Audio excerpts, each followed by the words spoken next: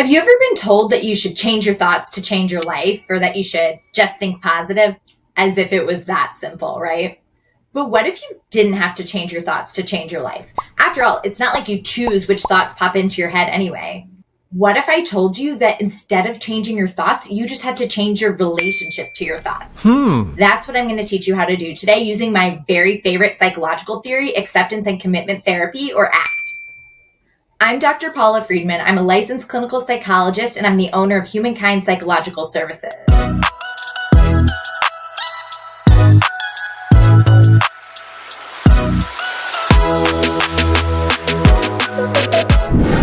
I've been using ACT for almost 10 years to help all kinds of people from all different backgrounds deal with their mental health struggles, everything from anxiety to depression to substance abuse to eating disorders and everything in between. In this video, I'm going to teach you the basics of ACT. If you like what you see, be sure to subscribe for more mental health tips and tools. As you can probably guess from the name, acceptance and commitment therapy is called ACT rather than ACT because we wanted it to be a verb. It's a very action-oriented, very engaged way of being in the world. And ACT is one of the newer theories. It actually came out in around 1999 from Stephen Hayes, Kirk Stroessel, and Kelly Wilson. Now, a lot of other psychology theories are focused on getting rid of your symptoms, but ACT acknowledges that symptoms are just part of being alive, right? Because all human experience involves some amount of pain or struggle. So instead of trying to get rid of our symptoms, it teaches us how to relate to our symptoms in a different way so that they don't take over our lives. And then another key assumption of ACT is that language creates a lot of our suffering. If you think about it, human beings have the most complex of all the species capacity for language, for reasoning, for logic, for communication, right? Like our verbal and our memory skills are top notch, which is really cool because it allows us to relate to each other in much more complex ways than other animals can, but it also leads to a lot of problems that other animals don't have, like worrying, ruminating, replaying that embarrassing moment over and over in our head. Another thing that we do as humans that gets us into a lot of trouble is that we're natural problem solvers, which isn't in itself a bad thing, but it becomes a problem when we take our problem solving skills that work really well in the outside world and we try to apply it to our inner world. So for example, let's say a problem in the outside world for me is country music. I hate country music and I never want to listen to it. Okay, that's a problem, right? But that's a problem with a pretty easy solution because if a country song comes on the radio, I'll change the radio station. If someone invites me to go to a country music concert, I just won't go. And I can pretty much handle the problem of country music by really avoiding it. Now let's say that the problem is something in my inner world, a thought, a feeling, a memory, an internal experience, like, for example, fear. Let's say I hate feeling fear because, I think most people do, right? I can't solve the problem of fear by avoiding it the same way that I might avoid the problem of country music. I can't just avoid it in the same way, right? Because it's going to backfire. The more I try not to feel fear, the more fear is going to control me. If I take the same approach to fear that I take to country music by just avoiding situations that I might feel fear in, like maybe I feel fear when I go on a first date, so I just don't go on dates, it's going to create more problems in my life. It's going to create more suffering for me because I'm avoiding something that maybe deep down I do actually want. Maybe it's important to me to find a relationship and find a partner. But because I'm trying to avoid an internal experience, I'm getting in my own way of moving towards something that actually would be really meaningful to me. And something that's important to mention too is that a lot of these avoiding and controlling processes happen at an unconscious level. So it's not necessarily that you're sitting there calculating, how do I not feel fear ever in my life? It's just something that we kind of instinctively automatically start to do. And then before you know it, you're feeling stuck, you're feeling unhappy, and you can't quite figure out how you got here or how to get out of it. So the goal of ACT is to create something called psychological flexibility. That means being able to contact the present moment more fully with conscious awareness and then base your decisions and your actions on what's going on in that specific moment and what's going to align you with your values. And we're going to talk about all of this as we dive into each of the 6 processes of ACT. So let's talk about the 6 ways that we get stuck, and then we'll talk about the 6 processes for getting ourselves unstuck. So these are the 6 processes that contribute to what's called psychological inflexibility. And that inflexibility is at the root of a lot of our suffering. The first cause of our suffering is called experiential avoidance and control. So think about the fear example that we just talked about. Avoiding experiences or situations that bring up feelings of fear is a form of experiential avoidance.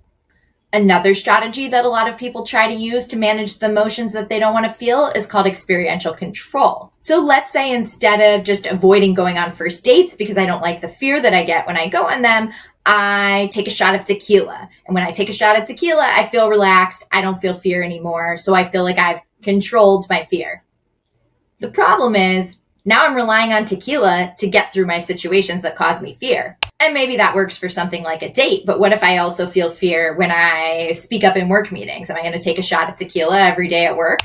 Or, like we know with alcohol, the more you use it, the more you need to get the same effect. So now I might have to start drinking 2 shots of tequila, 3 shots before my dates. And before I know it, I'm showing up drunk for everything in my life, which is going to cause other problems. Even if maybe it solved the problem of the fear, it didn't solve for, now I'm hammered all the time.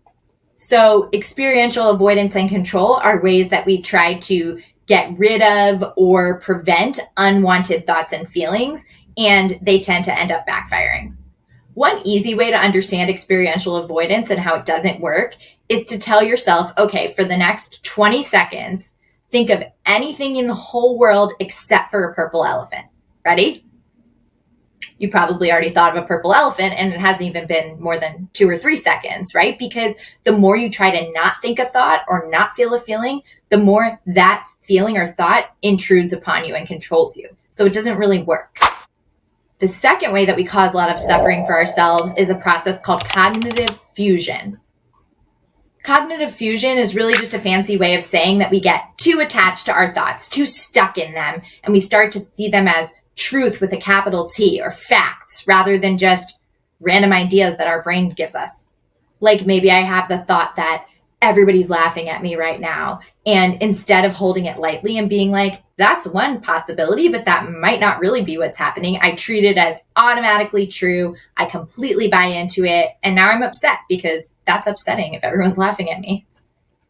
To get out of that and to get into that process of holding your thoughts more lightly, we do something called cognitive diffusion, which we'll talk about when we get into the 6 core processes of ACT. The third way that humans create a lot of suffering for ourselves is something called dominance of the conceptualized past and future, or limited self-knowledge.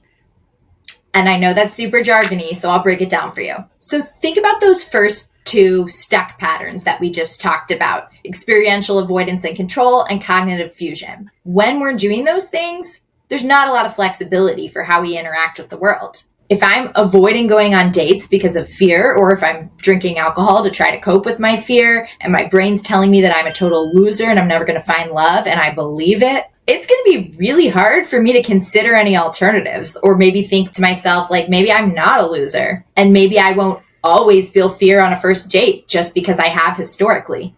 Dominance of the conceptualized past and future is basically what happens when I'm so stuck in these thoughts and feelings and beliefs about myself, and I'm so sure that they're true and that they're always going to be true, that I don't have any room to explore any other possibilities. If I'm so stuck in that, then I don't even give myself the chance to explore a new experience and see if maybe today is going to be different than yesterday. Just because I felt fear yesterday doesn't mean I'm going to feel fear today, but I don't have that opportunity when I am controlled by this dominance of the conceptualized self. Because at that point, I've already decided that I am a loser, once a loser, always a loser, never going to change. And on a similar note, people get stuck in what's called attachment to the conceptualized self. So just like we get stuck in these ideas about the past and the future rather than letting the present give us different experiences, we also can get stuck in stories about what that means about ourselves. So maybe I think I'm always going to be a worrier. I'm just this way. This is who I am. This is how I am, and it's never going to change. But that's really limiting because, yeah, maybe I am someone who worries a lot historically, but does that mean that I worry every second of every day? Does that mean that tomorrow I might wake up and not worry for a few minutes? Like, there's some flexibility there if we allow there to be flexibility there. But if I already tell myself this story of I'm a worrier and it's who I am, then I'm basically setting myself up to just expect constant worrying. So when you're attached to the conceptualized self, you're stuck on these stories about who you are and you believe this is how I am, this is who I am, instead of just this is how I behave sometimes, this is how I behaved today, this isn't who I am inherently. Because people are flexible and nuanced and capable of change, but that's hard to remember. So the fifth thing that's often going on when we stay trapped in these stories that our minds are telling us and we stay stuck in these patterns of avoidance is that we're not focused on moving towards the things that matter to us. We're not clear on our values.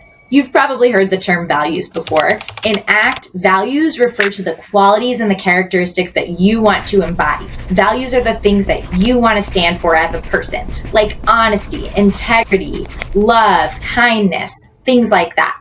When you're living in a way on a daily basis that reflects your values, you tend to feel better about yourself. Even if maybe things are going badly in your life or you're struggling or there's hardship, if you're acting in alignment with your values, you tend to at least feel proud of who you are and the way that you're behaving. And when you're acting out of alignment with your values, you tend to feel stuck, empty, kind of crappy. And the last process that happens that keeps us stuck and suffering is that we just habitually avoid and we habitually get in these cycles where our whole focus is on avoiding and staying away from uncomfortable feelings and situations. The more we're trapped in that cycle, the more impulsive we are, the more automatic and reactive we are, and the less intentional we are about the direction we're trying to move. All of these 6 processes work together to create problems like depression, anxiety, addiction, just general life dissatisfaction. But for each of these processes of inflexibility, ACT has a process to create flexibility. So those are the 6 ways that we tend to get stuck in our suffering and create a lot of suffering for ourselves according to ACT. I know that was a lot of information, but please feel free to go back and rewatch this video anytime that you need a refresher. If you're interested in learning the 6 processes for getting unstuck and what to do about some of these things, make sure that you're subscribed to my channel and stay tuned for part 2 of this video coming next week.